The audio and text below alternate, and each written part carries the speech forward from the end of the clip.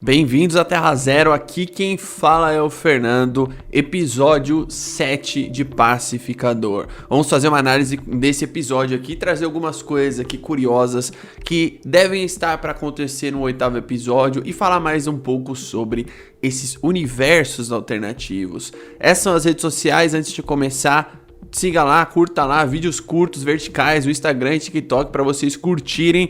Muito obrigado aos Bate-membros e os Super-membros, que são a galera que apoia o canal e faz o canal crescer aqui no YouTube. Muito obrigado, tamo junto, se torne membro como eles a partir de R$ 4,99. Bom, o episódio começa com essa imagem inusitada, uma pintura do Hitler, e a Emilia Hercord pergunta pro pacificador como ele não reparou nisso. E isso ninguém reparou. Até que os dois fogem, né? Depois de tudo isso, eles acabam fugindo juntos.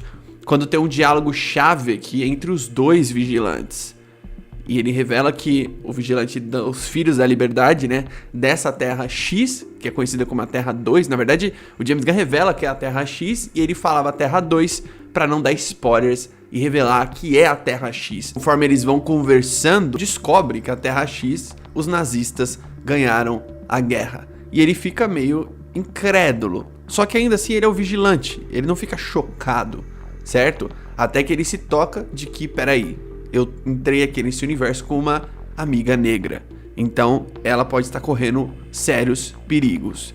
Quando de fato ela tá, a Adebayo sai correndo, pulando uma piscina. E esse lance da piscina não faz muito sentido, só faz sentido porque o judoca, né, o judomaster, ele tá ali pra ajudá-la e eletrocutar todo mundo nessa piscina. Aquele monte de vizinho maluco. Quando o Economus tá aqui preso, certo? E amarrado, ali tem uma silver tape no punho dele, ele tomou uma facada na mão.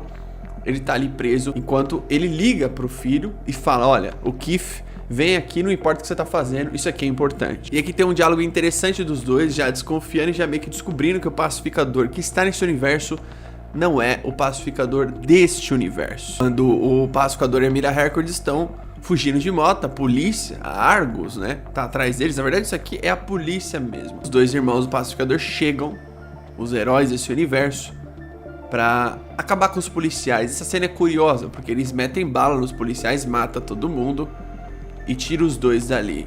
E aí começam as conexões com o DCU de fato. Rick Flag Sr. e Sacha Bordeaux vão atrás do cientista que trabalhou com o Lex Luthor em Superman, com esses universos diferentes, esses universos alternativos, essas dimensões alternativas. E essa foi a dica do Luthor pro Rick Flag Sr. Acho que é o Sidney Rapperson, que é um cientista, vai atrás dele, que ele sabe sobre isso. Ele é um dos caras responsáveis por todo o universo compacto lá em Superman. E aí o Rick Flag Sr. e a Sacha Bordeaux vão atrás dele para ele localizar aonde é o portal. E através da tecnologia ali da Luthor Corp, como vocês estão vendo, eles encontram em Evergreen. Uma coisa importante que ele fala aqui: esse portal parece estável, ele fala. Esse portal parece ser controlável, porque o que eles usavam, e ele próprio revela aqui, duravam apenas alguns minutos aberto. E você vê isso no Superman. Toda aquela cena do universo compacto, como eles precisam sair de lá rápido, porque daquilo tá fechando. Causou um enorme buraco negro do universo compacto e também aquela fissura em Metrópolis.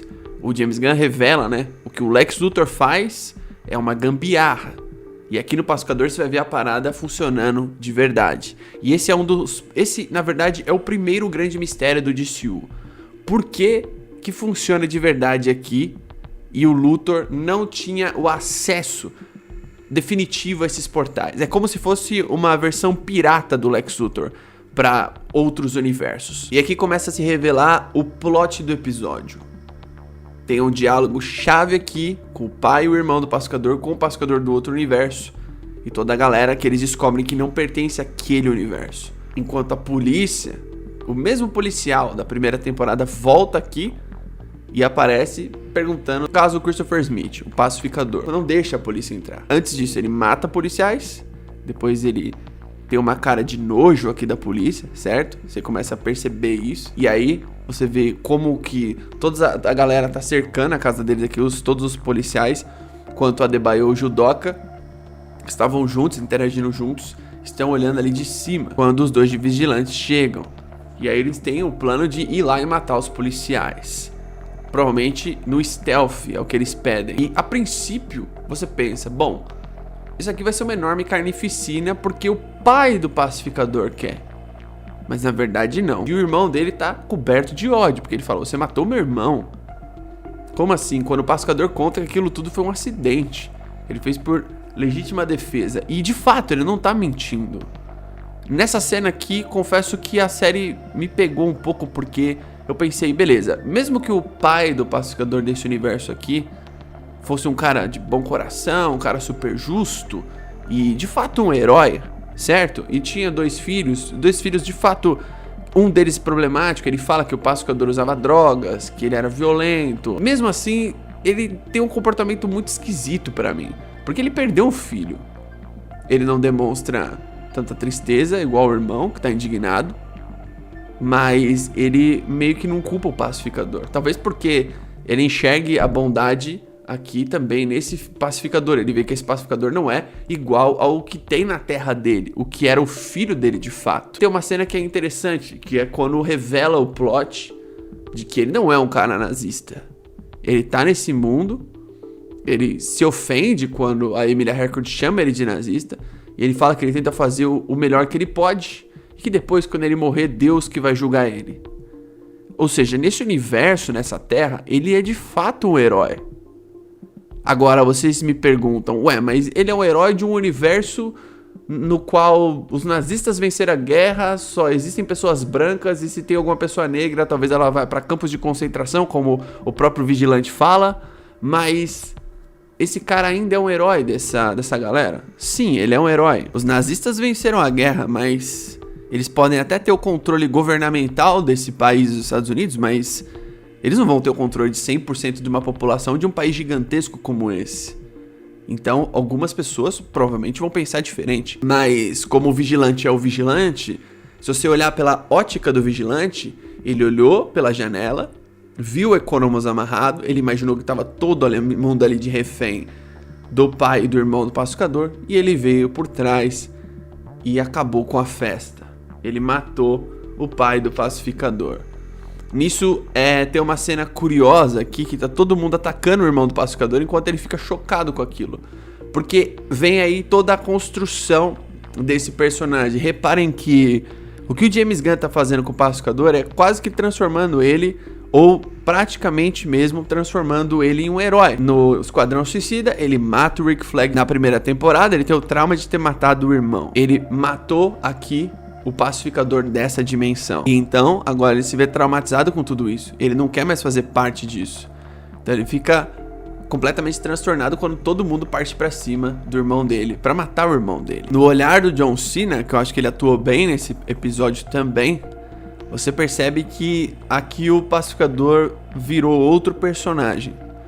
Por mais que ele quisesse viver nesse universo, que ele quisesse fazer parte desse mundo que ele dizia perfeito, mesmo na inocência de não saber que mundo era aquele, com a Emilia Clarke gostava dele, com o pai e o irmão dele vivo, ele percebe que, primeiramente, ele não pertence àquele lugar por N motivos.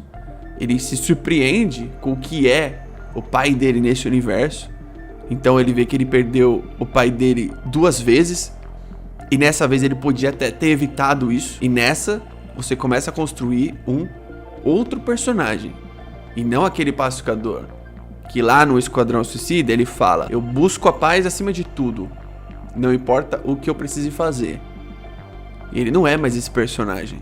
E nessa que eles fogem dessa dimensão, você tem a Emilia Clarke querendo se livrar do irmão do pacificador, do Keith.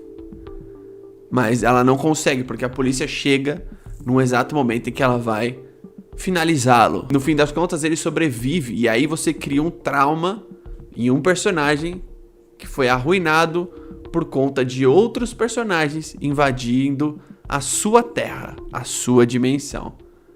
Nesse universo, o pacificador, o pai do pacificador, o irmão do pacificador viviam na Terra X como heróis. E é o que a gente descobre aqui. Quando a Argus consegue, né, a localização da casa do vigilante, no qual eles descobrem que ali foi aberto o portal pela última vez para capturar o pacificador. O pacificador entrega a maleta. Reparem que essa maleta vai aparecer de novo no DCU. Talvez não esse mesmo objeto, mas objetos parecidos.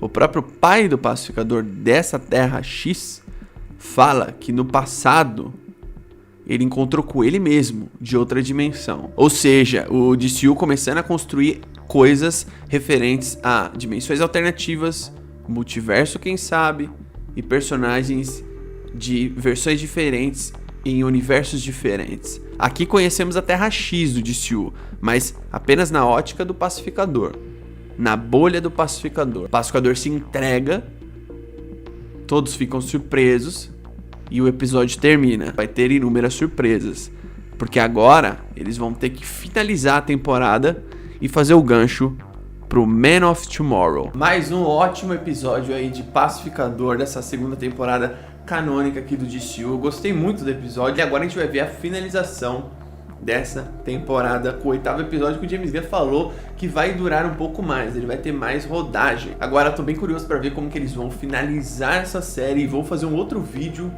de teorias, o que a gente vai ver em Man of Tomorrow. Saiu o preview do episódio 8, do último episódio, e não mostra nada no preview, só uns pedacinhos ali da Argus entrando nessas dimensões, coisa que a gente já viu em outros trailers, nada revelador. E a pergunta que eu faço pra vocês é: o que vai acontecer no episódio 8? Vão ter aparições especiais. O episódio 8 deve bombar, deve ser o episódio preferido de muita gente. E assim, nós fãs da DC aqui, que sofremos por 10 anos, agora a gente tem um começo de universo promissor.